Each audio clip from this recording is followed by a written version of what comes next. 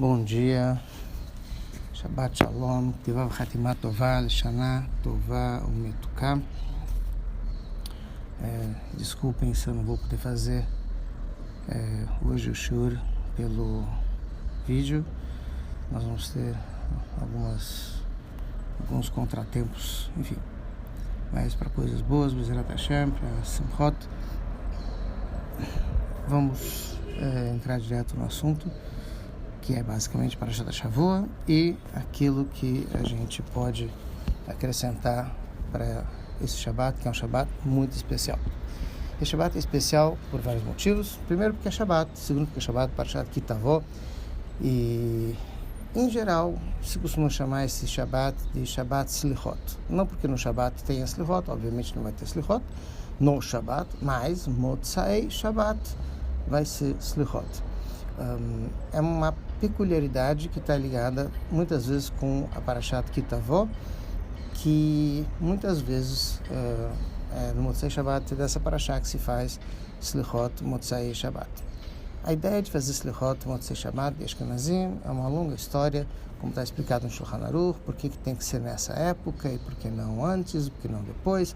Enfim, há diferentes costumes, como todo mundo sabe. Os Sfaradim começam a falar Slichot desde o início do mês de Elul. Enquanto isso, os Ashkenazim costumam tocar shofar. Existe um motivo por trás das duas coisas, que é basicamente a ideia de que o mês de Elul é um mês muito especial, como acredito que todo mundo conhece, uma shala, a famosa metáfora que o Alter Rebbe usa para descrever a grandeza do mês de Elul, por ser um mês onde Hamelech Bassadeh, o rei, está no campo. E eu acredito que eu já comentei em outra ocasião, talvez não nesse shur, mas a ideia do rei estar no campo, que aparece no Mamar do Alter Rebbe, no Likutei Torá, sobre Anile Dodiv Dodili, é um machal, é uma metáfora, mas eu gostaria de usar uma metáfora pós-moderna para a gente poder entender um pouquinho melhor essa ideia de Hamelech Bassadeh. Se eu não estou enganado, em 12 de janeiro de 2007, Joshua Bell, Yehudi, um dos maiores violinistas dos Estados Unidos, que tinha feito um grande show num hall, acho que em Boston, não me lembro agora exatamente aonde, estava em Washington.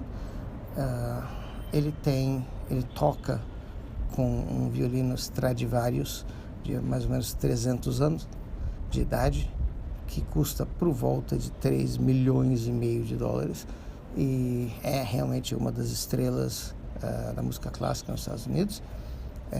Para participar de um show dele, você não paga menos, os assentos mais baratos devem sair $100, assim, por baixo, tá? Com certeza é muito mais caro, mas enfim, ele é uma estrela. Repórteres do Washington Post resolveram fazer um experimento social e trouxeram Joshua Bell com o seu violino Stradivarius para tocar no metrô de Washington durante 45 minutos. Ele tocou cedinho de manhã, acho que era 7h30, uma coisa assim, não lembro o horário exato, mas era de manhã.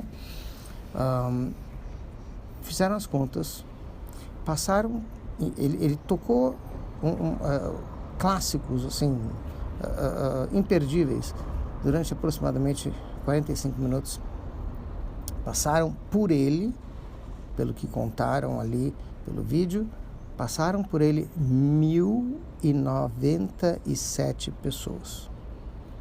Das 1.097 pessoas que passaram por ele ao longo dos 45 minutos, somente 7 pessoas pararam para ouvi-lo e somente uma pessoa foi capaz de reconhecê-lo e lhe cumprimentar e agradecer pelo privilégio de poder ter tido um show ao vivo no metrô, de todos os lugares, justo lá. A maioria das pessoas que paravam para querer ouvi-lo eram crianças. E, invariavelmente, seus pais ou mães arrastavam as crianças para longe dele. Isso é Hamelech Bassadeh. O rei está no campo. tocando seu Stradivarius de $1,5 milhão, ao vivo, e o show é de graça, e todo mundo passa por ele e não reconhece. Nem para chegar e dizer: oi, que bom te ver, que bom estar aqui contigo, que bom estar ouvindo a sua música. É uma forma de ilustrar o Melech Basadeh, porque aqui a gente vê como que Hashem está próximo da gente, e ao mesmo tempo a gente talvez não tenha a grandeza, a pureza de uma criança que, com a sua curiosidade, com a sua simplicidade, consegue reconhecer que tem algo belo acontecendo aqui.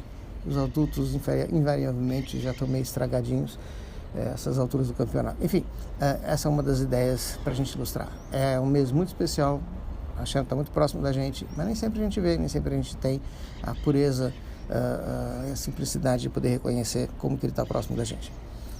Por outro lado, nós estamos numa paraxá que tem um motivo pelo qual, em geral não, sempre, todo ano, a Parashat Ki Tavo tem que ser lida antes de Rosh Hashanah. E, curiosamente, Parashat Bechukotai, Behar Bechukotai, sempre é lida antes de Shavuot.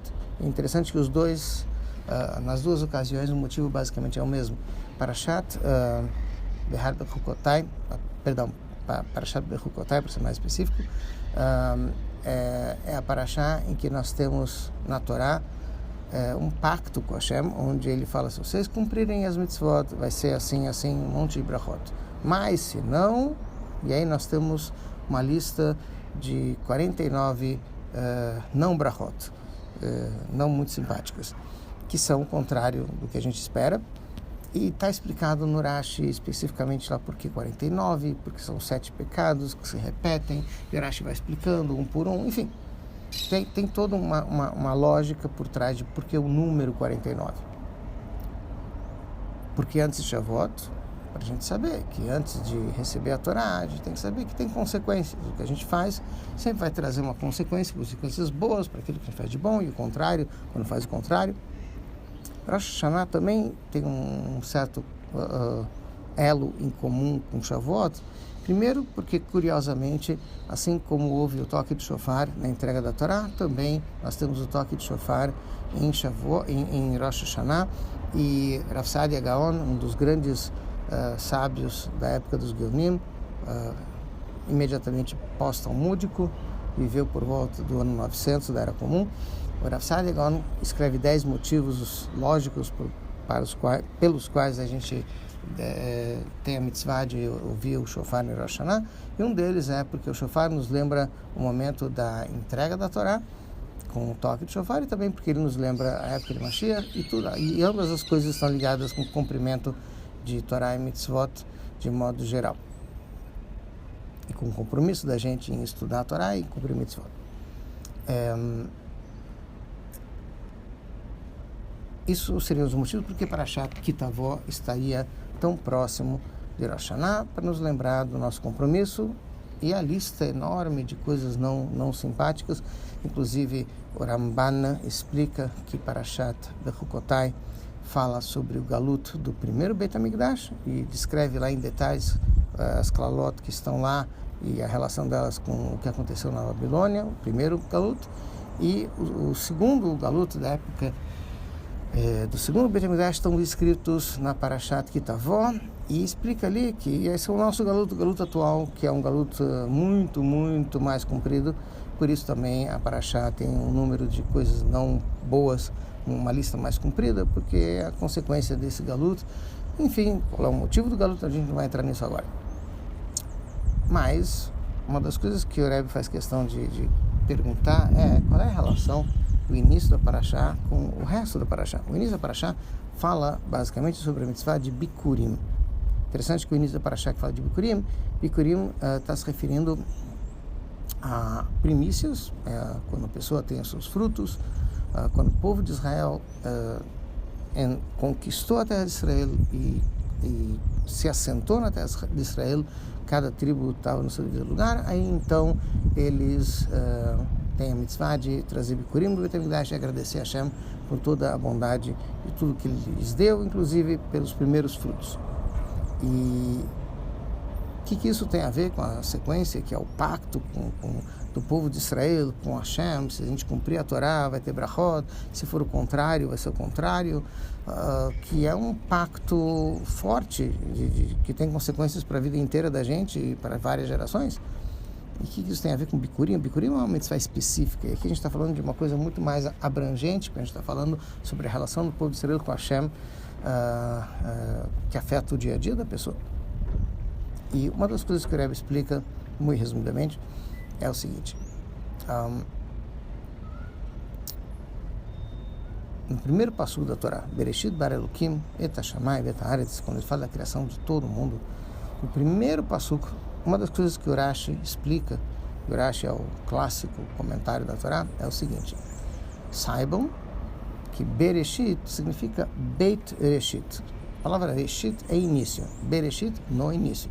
Mas Bereshit significa Bereshit, por causa de dois Reshit, bara Elokim, Deus criou os céus e a terra. Ou seja, toda a criação no mundo, toda a existência do mundo existe em função de duas coisas que precisam acontecer nesse mundo que Hashem criou, que são o primeiro Reshit Chokhmah Yirat Hashem, enfim, o primeiro Reshit se refere, entre outras coisas, a Torá e Mitzvot, a Yirat Shamayim, a ideia de Torá, basicamente. Então, o primeiro Reshit é a Torá chamada de Reshit, aí tem uma série de explicações por que a Torá é chamada de Reshit, início. E o segundo Reshit para o qual o mundo foi criado, ou seja, nesse mundo existe algo de muito especial, que é o segundo Reshit, que Am Yisrael é chamado de Reshit Tevuatá. Am Yisrael é chamado de as primícias da colheita de Hashem. Aqueles que foram escolhidos primeiro, não só primeiro, como unicamente, para cumprir uma mitzvah muito especial, que é transformar esse mundo numa moradia para Hashem, incentivar o resto da humanidade a participar desse projeto. Então, nós somos chamados de primícias porque o mundo inteiro existe em função daquilo que a gente tem que fazer, que vai beneficiar o mundo inteiro. Então, dizer que Am Yisrael são as primícias e que isso envolve também um agradecimento, a gente tem que agradecer a Hashem pelo privilégio que Ele nos deu de cumprir essa missão. Essa mitzvah não é apenas uma referência a um caso específico de uma mitzvah específica em relação a frutos que você vai ter, etc. E sim, está se referindo a toda a missão do povo de Israel no mundo inteiro. Nós somos as primícias da criação e a Hashem espera da gente que a gente leve toda a criação para um patamar mais elevado, que é a ideia de transformar o mundo numa moradia para Hashem através de Torá e Mitzvot. Então a gente vê que Parashat Kitavó começa com uma coisa positiva e depois passa para o pacto, que são as consequências da gente cumprir essa missão que as primícias de Hashem foram encarregadas de cumprir. Eu quero aproveitar para acrescentar mais uma ideia que eu acho muito interessante. Em função disso, aos olhos de Hashem, cada Yehudi e cada judeu e judia, criança, adulto, velho, novo, enfim, jovem, todos são muito especiais, são muito valiosos e Hashem depositou um potencial enorme, gigantesco, infinito dentro de cada um de nós. Então Ele vê cada um de nós como algo muito, muito especial. Por isso, a gente tem, entre outras coisas, o conceito, a ideia de que existe um momento em que a gente tem que pedir desculpas para Hashem por não estar cumprindo a nossa missão. Mas é interessante que a gente fala a palavra slichot, quando poderia muito simplesmente pedir slichá, singular, não plural. Ou seja, Hashem, me desculpe, a lista é grande, a lista é enorme. Se for pedir desculpas especificamente para cada coisa, realmente é uma lista muito comprida. Se a gente parar para ter consciência, como a gente falou antes, precisa ter consciência e a gente está diante de Hashem. Mas a gente usa a palavra slichot. E é interessante que em Shavuot a gente também usa a palavra Shavuot. E Shavuot quer dizer semanas, e Shavuot também quer dizer promessas. Então, alguns livros explicam, também Hagim, enfim, por que a palavra Shavuot é usada em relação à festa de Shavuot, porque também existe um outro conceito, que é a ideia de Shvuah. Nós temos nós juramos para Hashem que vamos cumprir a nossa missão. Assim está escrito também na Gemara, em outros lugares o Tânia traz isso logo no início, que fazem a alma jurar antes de vir para o mundo que ela vai ser tzadik, que não vai ser Hashem. Sim, existe um juramento da gente em relação a Hashem. Mas também existe um juramento da Hashem em relação a gente. Hashem escolheu a gente e nós somos nós somos o povo único de Hashem e não tem outro. Então a gente jurou para Hashem e Hashem jurou para a gente. Então por isso que é Shavuot plural. Dois juramentos, duas promessas da gente para Hashem e de Hashem para a gente. Slichot, até um certo ponto também tem essa ideia. Slichot significa também que a gente pede desculpas para Hashem, mas curiosamente Hashem também pede desculpas para a gente. Explico. Por que motivo é tão difícil cumprir Torah e Mitzvot ou estudar a Torá de modo geral? Principalmente depois da destruição do Beit HaMikdash, no Galut que a gente se encontra hoje em dia. Porque Galut é uma coisa muito complicada, é muito difícil. Você encontra problemas em qualquer coisa que você vai fazer em termos de coisas positivas, coisas boas. No fundo, quem é o culpado disso tudo? Hashem. Ele sabe. Bom, ele tem um objetivo por trás disso, óbvio, não vamos entrar agora em toda a filosofia do porquê, mas a ideia é de que tá bom, Hashem sabe o que está fazendo, mas por outro lado, ele sabe também que por causa dessas dificuldades que muitas vezes a gente falha. Então, ele também se sente um pouco culpado de ter colocado a gente nessa sinuca de bico, nessa situação complicada onde a gente tem que ultrapassar problemas e desafios internos e externos e nem sempre a gente consegue. Por isso, justamente por causa desse lado em que Hashem está preocupado com a gente, por isso que Hashem também pede desculpas. Mas ele criou uma situação onde quando a gente vem pedir desculpas para ele, então ele tem a oportunidade de dizer sim, eu desculpo vocês, mas eu espero que vocês também me desculpem, porque com certeza ele quer que a gente se aproxime dele, e se isso está atrapalhando, então ele pede desculpas. É interessante que essa é uma perspectiva da Hassidut, onde Hashem também se sente ele criou um compromisso com a gente, então ele também é mensch, ele também é humano no sentido de ele tem sentimento, ele tem consideração, ele sabe da dificuldade que a gente está passando e que isso é resultado do Galut. E o Galut está muito bem descrito nas 98 dificuldades que a Parashá diz que a gente vai encontrar ao longo desses anos de Galut. E isso ajuda a gente a ter mais entusiasmo e vontade de se desculpar perante Hashem e de se aproximar dele, porque é muito próximo a Mela do Bassadeh e está recebendo a gente com um sorriso e está dando toda a chance de a gente poder fazer isso, muito mais agora em Elul até do que depois, que fica um pouco mais complicado a partir de Rosh Hashanah. O compromisso já vai para um outro nível mais elevado e agora a gente tem uma facilidade muito grande, por isso que está escrito que nos 12 dias entre Chai Elul, que ontem foi Chai Elul, aniversário do Baal Shem Tov, do nascimento do Baal Shem Tov e do Alter Rebbe, o início de um grande caminho de Torah e Mitzvot que a gente tem agora, de uma forma muito mais profunda, de uma forma muito mais alegre e elevada. Nesses 12 dias que tem de Chai Elul até Rosh Hashanah, cada um deles representa um mês do ano, onde a gente, através das mitzvot que a gente faz nesses dias, da Torá que a gente estuda nesses dias, a gente consegue, de uma certa forma, elevar aquilo que a gente deixou de elevar ao longo desses meses do ano que passou.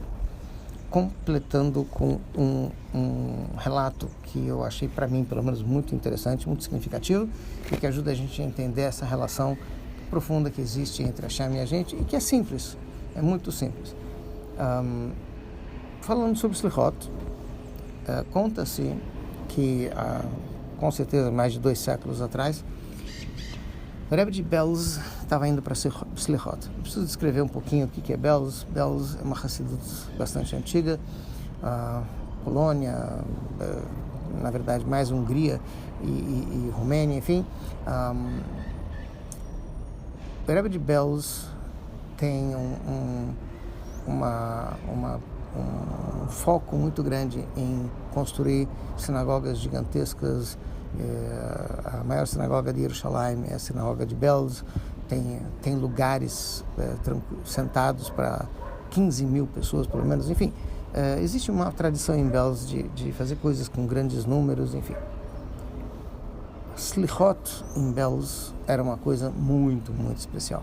A cidade inteira vinha para Slichot, milhares e milhares de pessoas. O Rebbe fazendo Slichot era realmente uma ocasião imperdível, a noite de Slichot em Belz. Muito bem, na noite de Slichot, o Rebbe de Belz está saindo de casa com o seu auxiliar, o seu shamash, o Meshamesh Bakodesh, Mesharet Bakodesh, enfim, Mashbak, assim eles chamam, e ele diz para o seu auxiliar: prepare a carruagem, nós vamos viajar. E ele tenta esboçar, mas Rebbe, hoje à noite é Slichot, Motzei Shabbat, hoje à noite é Slichot. O Rebbe diz: prepara a carruagem. E ele não discute, prepara a carruagem, e assim eles, na noite de Slichot, vão para a estrada e viajam por um tempo, até que o Rebbe diz: entra aqui. E eles entram para fora da estrada, para dentro da floresta, e chegam até um bosque. Nesse bosque, ele encontra uma casinha. Ele pede para parar a carruagem, ele sai da carruagem e vai até a janela da casinha. O que ele vê pela janela da casinha? Ele vê um velhinho sentado ali. E esse velhinho está com um copo de vidro pequenininho na sua frente, aquele copinho que se usava para fazer lechaim. Um outro copo na cadeira na sua frente, tem uma cadeira vazia, tem um copo vazio, e ele está com uma garrafa de vodka na mão. Ele coloca a vodka no copinho dele, coloca a vodka no copinho na frente, na cadeira vazia, em frente à cadeira vazia. Ele faz um lechaim, canta alguma coisa, fala alguma coisa, enfim, levanta o copo, toma. Aí ele fica olhando por alguns instantes para o outro copo cheio, mas que a cadeira está vazia. Ele pensa um pouco, pega o copo, toma também, lechaim, e fala mais alguma coisa, e dança um pouco, e canta um pouco, e enche o copo de novo, e faz lechaim, e fala de novo, e canta um pouco, e dança um pouco, e faz mais um lechaim. E aí o Rebbe se vira para o auxiliar dele e diz: muito bem, já podemos ir embora. E ele sai, junto com o auxiliar, pega a carruagem e voltam para a sinagoga em Belz. Já estava atrasado esse Slichot, pelo menos uma hora, mas todo mundo respeitosamente esperou o Rebbe chegar. O Rebbe chegou, entrou, começou a falar Slichot, e realmente foi um Slichot muito emocionante. No final do Slichot, o Rebbe se vira para o seu auxiliar e diz: você vai ver que na sinagoga tem um velhinho que chegou mais tarde e que vai estar ainda atrasado, porque ele não está junto com o pessoal, então ele vai demorar um pouco mais para acabar o Slichot dele. Quando ele acabar o Slichot, você avisa ele que eu quero que ele venha para o meu gabinete particular, que quero falar em particular com ele. Muito bem. Ele foi lá, esperou, viu o velhinho, esperou, o velhinho acabou de rezar, ele trouxe o velhinho, chegou para o velhinho e falou: o Rebbe que fala com você. O Rebbe que fala comigo? Sim, no gabinete particular dele. No gabinete particular. Bom, enfim, o velhinho ficou muito assustado, mas não tinha escolha. Ele foi com o auxiliar do Rebbe, e o Rebbe levou ele lá, o auxiliar levou ele lá, e lá na sala do Rebbe ele sentou, enfim, ficou na frente do Rebbe, e o Rebbe pergunta para ele: o que você fez hoje à noite antes de vir para Slichot? E o homem ficou branco. Aí o Rebbe diz: veja bem, eu estive na sua casa. Ele falou: Rebbe, o senhor esteve na minha casa? E sim, eu vi pela janela tudo o que você fez hoje à noite. Rebbe viu tudo que eu... Sim, eu vi tudo o que você fez hoje à noite.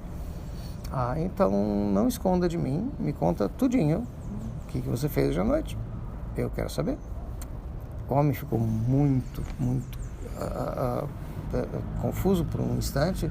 Ele se recompôs e disse: bom, não tem escolha, o Rebbe viu, o Rebbe sabe, então tem que contar. Ele falou: Rebbe, eu sou um velhinho, minha esposa faleceu já há alguns anos, nós não temos filhos, a única coisa que eu tenho é aquela casinha que o senhor viu lá no meio do bosque, com as minhas galinhas, minhas cabras, minha vaquinha, enfim, minha cabra, minha vaquinha, isso que eu tenho, essa é a minha vida. Muito bem, um belo dia minha vaquinha ficou doente. Eu cheguei para Hashem, falei: Hashem, você é o dono do mundo inteiro, você cuida de tudo, por favor, cuida da minha vaquinha, é a única vaquinha que eu tenho, cuida dela para ela ficar bem, por favor, para você isso é fácil. Mas a vaquinha ficou pior. E aí ele se vira, Hashem, por favor, minha vaquinha, veja bem, o senhor consegue cuidar de tudo, porque ele não pode fazer alguma coisa pela minha vaquinha? Eu vou ficar muito, muito chateado se o senhor não cuidar dela. Mas ela ficou pior. E aí quando a vaquinha piorou, ele se vira para Hashem, veja bem, eu estou muito chateado. Poxa, o senhor que cuida de tudo não tá cuidando da minha vaquinha. Veja bem, eu não quero ser chato, mas se o senhor não cuidar da minha vaquinha, eu nunca mais piso na sinagoga. A vaquinha morreu.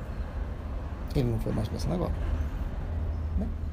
Aí a cabra dele ficou doente.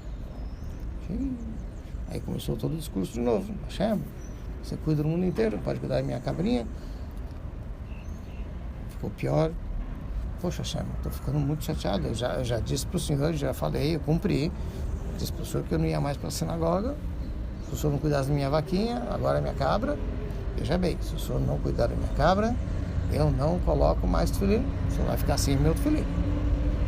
A cabra morreu, o tefilim também, parou de colocar. As galinhas ficaram doentes. Eu falei, Hashem, poxa, a única coisa que eu tenho agora são as galinhas. E elas ficaram doentes, você não pode cuidar nem de galinha. Galinha é uma coisa tão simples, tão pequena, o senhor não pode cuidar disso. Piorou. Eu falei, Hashem, veja bem, o senhor sabe que eu falo sério. Eu disse para o senhor que não ia para a sinagoga, não estou indo. Eu disse para o senhor que não ia colocar tefilim, não estou colocando. Mas, veja bem, se as galinhas ficarem pior, eu não vou fazer mais kiddush em Shabbat. Bom, as galinhas morreram e o kiddush morreu também. Ele parou de fazer kiddush. Muito bem. Chegou a noite de Slichot.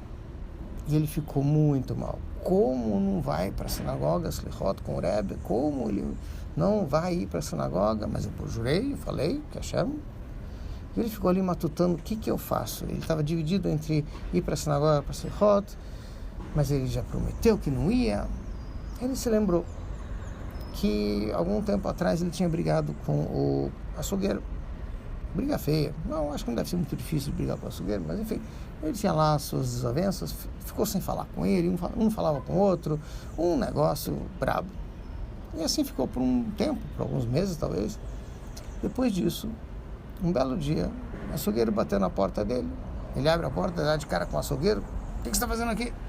Falou, Yankele, digamos que é o nome dele, Yankele, nós já temos tantos inimigos Goim. Agora precisa ficar inimigos, um Yehudi tem que ser inimigo do outro. A gente já tem bastante inimigos, infelizmente. Vamos fazer as pazes, vamos. Deixa eu entrar. Tá bom, ele deixou eu entrar, botou uma garrafa de vodka na mesa, tirou 2 copinhos, botou um para o Yankel, um para ele, e começou a falar com o Yankel, me desculpa, enfim, não foi bom o que a gente fez, eu me arrependo, vamos fazer as pazes. Vamos fazer um Lachaim. Aí os dois fizeram um Lachaim, ficaram um pouquinho mais animados, começaram a cantar, dançaram um pouco. Vamos fazer mais um Lachaim, Yankov. Tem os bons tempos, lembra quando a gente isso e aquilo, e começou a falar as coisas boas que eles já tinham compartilhado. Enfim, mais um Lachaim. E cantaram, e dançaram, e mais um Lachaim, cantaram e dançaram. Fizemos as pazes. Estamos de bem, vamos voltar a conversar, vamos voltar ao normal. Quando o Yankov lembrou disso, ele falou, eu também posso fazer as pazes com a Hashem. Então ele pegou uma garrafa de vodka, pegou 2 copinhos, botou um para ele, botou um para Hashem, perdoou Hashem, Hashem me perdoa, eu te perdoo. Você me fez umas coisas que eu não gostei, mas eu também fiz coisas que você não deve ter gostado, me desculpa. E falou bastante, depois ele cantou, depois ele dançou, depois ele se tocou baixo. Não vai tomar o Lechaim dele, pelo menos não desse jeito. Eu tomo por ele, não tem problema.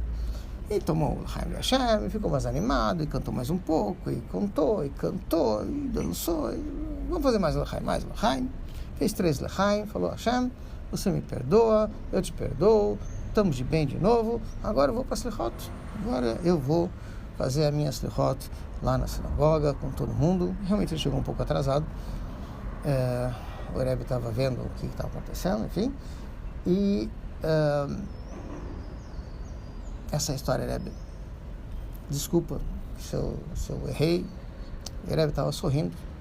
Olhou para ele e falou, Yankov, Hoje à noite, antes de eu ir para Slichot, eu vi lá no céu que haviam nuvens negras. A situação estava muito ruim. Hashem estava muito insatisfeito com a nossa cidade, enfim. Por quê? Porque as pessoas não são sinceras com Hashem. As pessoas são falsas. As pessoas não falavam de coração com Hashem. E falavam, rezavam, faziam mitzvot, mas não era uma coisa sincera. E eu não estava vendo como resolver isso, mas me falaram lá de cima, vai para a casa do Yankel. O Yankel tem uma solução. Eu fui, e eu vi o que você fez, agora você me explicou. E graças a você, que perdoou Hashem, e Hashem perdoou a gente, Hashem perdoou a gente também.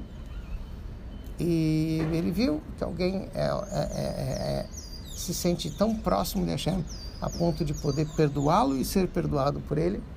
Então Hashem abriu as portas para todo mundo e graças a sua tefilá, as nossas slichot também puderam fazer efeito lá em cima. Por isso, Yankel, shkoyach, por ter aberto o céu para todos nós, que a gente possa também nos perdoar Hashem, e que Hashem nos perdoe também, e com certeza a gente possa ter um Tival Hatimat Tová, Shana Tová, Mutukar.